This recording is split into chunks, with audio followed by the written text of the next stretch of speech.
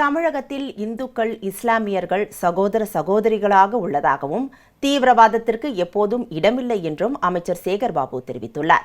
சென்னை புளியந்தோப்பில் உள்ள மன்னார்சாமி தெருவில் 32 லட்சம் ரூபாய் மதிப்பில் புதிதாக கட்டப்பட்ட அங்கன்வாடி மையத்தை அமைச்சர் சேகர்பாபு திறந்து வைத்தார். இந்நிகழ்ச்சியில் மேயர் பிரியா, திருவிக நகர் சட்டமன்ற உறுப்பினர் தாயகம் கவி உட்பட பலர் கலந்து கொண்டனர். பின்னர் செய்தியாளர்களிடம் பேசிய அமைச்சர் சேகர்பாபு, தமிழகம் அமைதி பூங்காவாக திகழ்கிறது என்றும் தீவிரவாதத்திற்கு எப்போதும் இடமில்லை என்றும் கூறினார்.